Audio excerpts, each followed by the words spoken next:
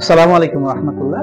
আমরা ধারাবাহিকভাবে আমাদের বেসিক ইংলিশ গ্রামারের কোর্সটা আমরা শেষ করছি। আমরা গত 3টা ক্লাসে present indefinite tense, present continuous tense, present perfect tense, past indefinite tense, 4টা টেন্স আমরা মোটামুটি শিখেছি। আমরা যদি প্র্যাকটিস করি, যেভাবে আমরা শিখেছি যদি আমরা প্র্যাকটিস করি, আমি আশা করি আমরা খুব সহজে এই বাক্যগুলো দ্বারা বাংলা বাক্যগুলোকে খুব সহজে ইংরেজি করতে পারবো।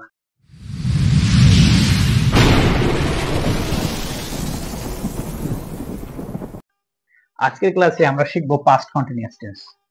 পাস্ট কন্টিনিউয়াস টেন্সটা কি? অতীতকালে কোনো কাজ চলমান অবস্থায় ছিল, এরকম বোঝাতে আমরা পাস্ট কন্টিনিউয়াস টেন্স ব্যবহার করি। এবং আরো সহজে যদি বুঝতে চাই, এবং এই ভার্বের পাস্ট কন্টিনিউয়াস টেন্সের বাংলা বাক্যগুলোর ভার্বের উচ্চারণ হবে, ভার্বের সাথে যোগ হবে ছিলাম, ছিলে, ছিল, ছিলাম, ছিল, ছিল। বাংলা ভার্বের সাথে এই শব্দগুলো যোগ করে পাস্ট কন্টিনিউয়াস টেন্সের ভার্ব উচ্চারণ করতে হয়। যেরকম দেখো, আমি বাজারে যাচ্ছিলাম, তারা ফুটবল খেলছিল, সে গাছে পানি দিচ্ছিল। তো দেখো, এই বাক্যে ভার্ব কোনটা যাচ্ছিল, এখানে ভার্ব কোনটা খেলছিল, এখানে ভার্ব কোনটা পানি দিচ্ছিল। তো এই বাক্যে দেখো শেষে কি আছে? চিচ্ছিলাম, চিচ্ছিলাম পাস্ট কন্টিনিউয়াস টেন্স। খেলছিল, ছিল পাস্ট কন্টিনিউয়াস টেন্স। চিচ্ছিল পাস্ট কন্টিনিউয়াস টেন্স। তো আমরা যদি সহজে বুঝি ভাবে অতীতকালে কোনো কাজ চলমান অবস্থায় ছিল, এরকম বোঝাতে আমরা পাস্ট কন্টিনিউয়াস টেন্স ব্যবহার করব। অতীতকালে কোনো কাজ চলমান অবস্থায় ছিল। তো এর ভার্বের উচ্চারণ কেমন হবে? বাংলা ভার্ব ছিলাম, ছিলে, ছিল, চিচ্ছিলাম, চিচ্ছিলে, চিচ্ছিল। অর্থাৎ যদি এরকম শব্দ ভার্ব ব্যবহার করি যে আমি বই পড়ছিলাম, সে বই পড়ছিল, আমি স্কুলে যাচ্ছিলাম, সে স্কুলে যাচ্ছিল, আমি মাছ ধরছিলাম, সে মাছ ধরছিল, সে গাছে পানি দিচ্ছিল, তারপরে সে ক্রিকেট খেলছিল, সে হাঁটছিল, সে গান গাচ্ছিল, সে কিছু দেখছিল, এরকম যদি আমরা বুঝি তাহলে বুঝবো অতীতকালে এই শব্দগুলো দ্বারা বোঝায় অতীতকালে কোনো কাজ চলমান অবস্থায় ছিল। তো অতীতকালে কোনো কাজ চলমান অবস্থায় ছিল যদি বুঝায়, তাহলে আমরা বুঝবো এটা পাস্ট কন্টিনিউয়াস টেন্সের বাক্য। তো যেহেতু আমাকে কনভার্ট করতে হবে, ইংরেজি ট্রান্সলেট করতে হবে, তো পাস্ট কন্টিনিউয়াস টেন্সের ইংরেজি স্ট্রাকচারটা কেমন?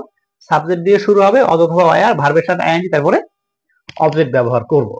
তো এখানে চিচ্ছিলাম দ্বারা বুঝলাম এটা কি? Past continuous tense. তো এখানে সাবজেক্ট কি? আমি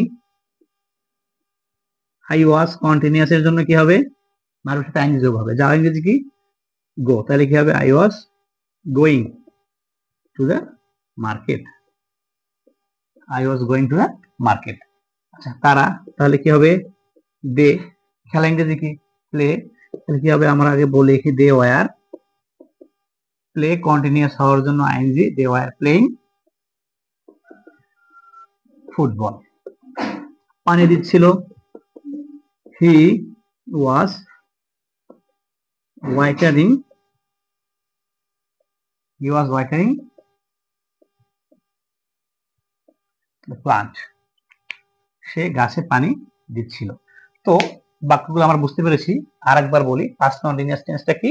অতীতকালে কোনো কাজ চলমান অবস্থায় ছিল, এরকম বোঝাতে আমরা পাস্ট কন্টিনিউয়াস টেন্স ব্যবহার করি। পাস্ট কন্টিনিউয়াস এর বাংলা উচ্চারণ হবে ভার্বের সাথে ছিলাম, ছিলে, ছিল, চিচ্ছিলাম, চিচ্ছিলে, চিচ্ছিল। এর ইংরেজিটা হবে সাবজেক্ট দিয়ে শুরু হবে, ওয়াজ ওয়ার, ভার্বের সাথে আইএনজি, তারপরে। যদি এগুলোকে আমরা নেগেটিভ করতে চাই তাহলে কি হবে? আমরা জানি যে কোনো বাক্যকে নেগেটিভ করতে গেলেই অক্সিলারি ভার্বের পরে নট ব্যবহার করতে হয়।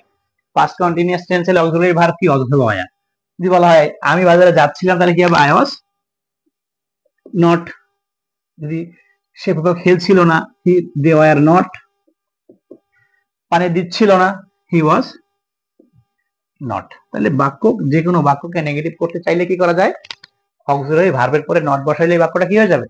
নেগেটিভ হয়ে যাবে। তো আমরা নিশ্চয়ই তাহলে এই বাক্য নেগেটিভ করতে পারবো। এখন যদি প্রশ্ন করা হয়, যে কোনো বাক্যকে প্রশ্নবোধক করতে গেলে কি নিয়ম ছিল আমাদের মনে আছে? মনে থাকার কথা অবশ্যই। যে কোনো বাক্যকে ইন্টারোগেটিভ করতে গেলে সাবজেক্টের শুরুতে অক্সিলারি ভার্ব আনতে হয়।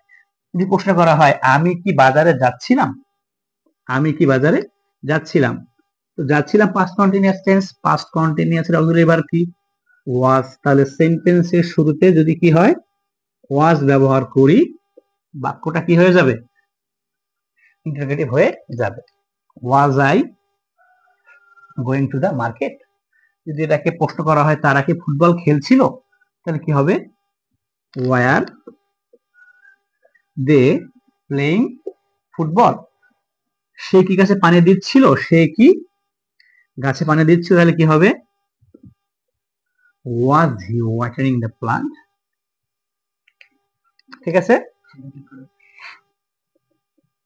ঠিক আছে।